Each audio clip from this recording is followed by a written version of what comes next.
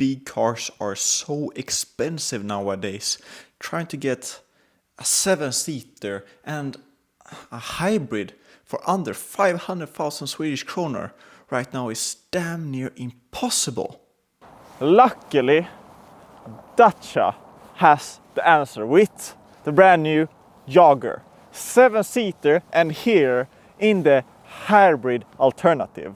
There is a standard 110 horsepower petrol alternative, but this is Dacia's answer to a bigger car in a small car package.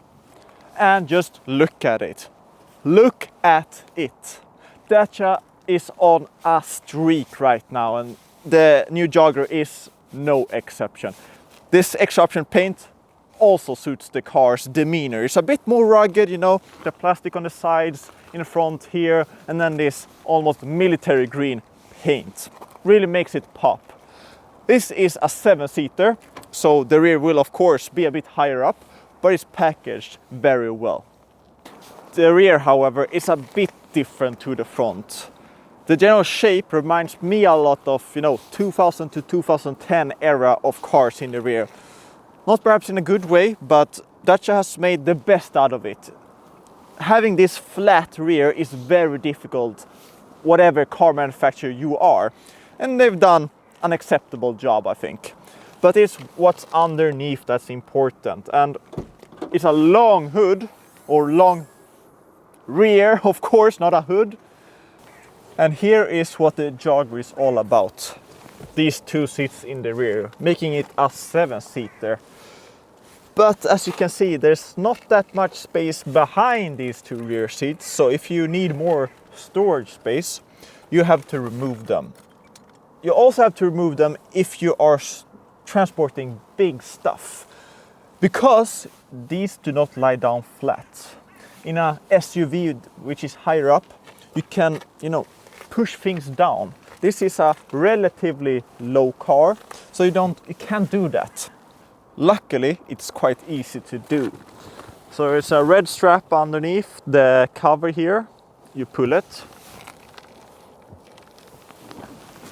And then makes it possible to open this up. And then there's 2 flaps that you just pull, and then you can pull the chair out. This flap here is to fold the rest here downwards.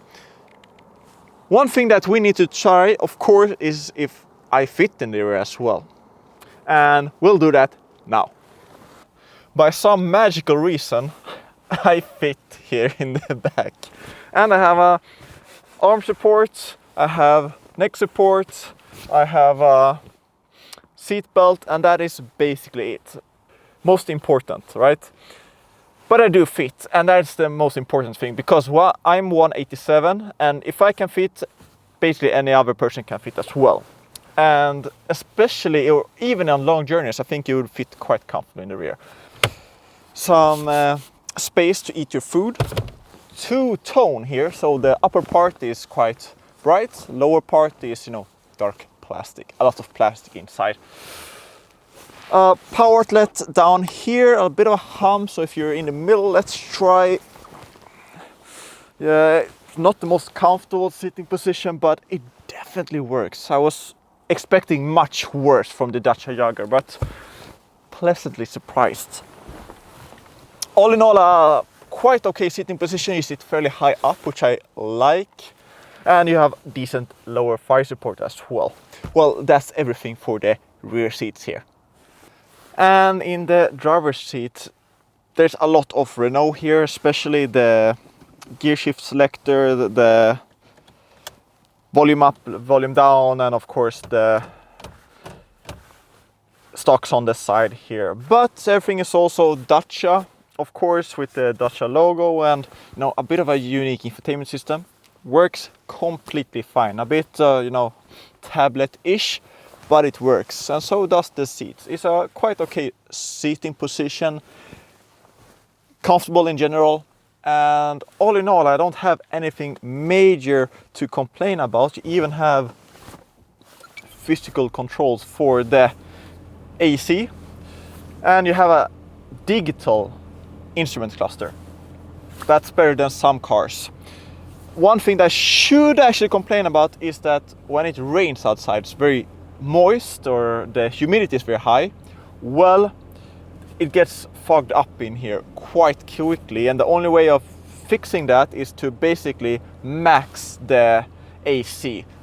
Otherwise, you won't get it out. You do have 2 seals here instead of 1, and that helps to reduce the sound into the cabin. There's not that much wind noise in general, and of course I'll talk about how it's to drive when you get on the road.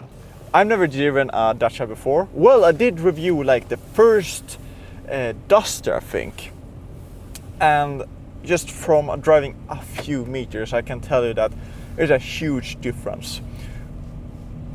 One of the major things is of course the automatic transmission, and the only way of getting the automatic transmission is to get the hybrid. All of the other model options gives you a manual. Not too stiff in the suspension, it's not too light in the steering to give you absolutely no feedback. Of course, steering is light, but it's designed to behave like any other car. You know, when you think of a cheap car, you think of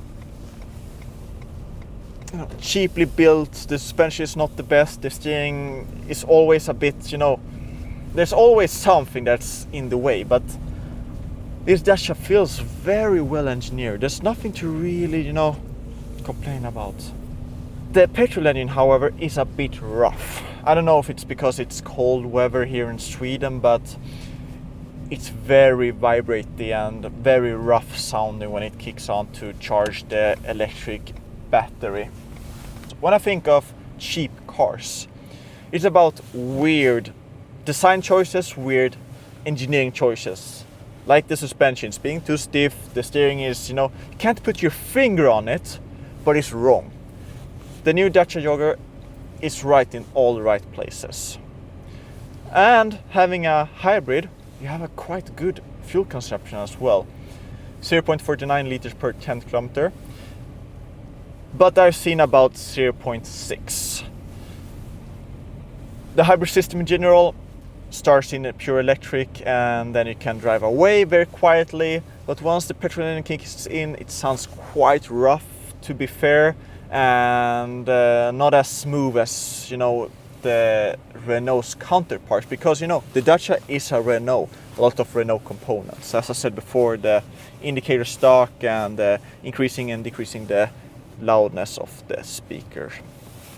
But all in all, there's nothing really to complain about, especially when you have to consider the price. So here about 340,000 kroner. So what can we finalize with the new Dacia Jogger?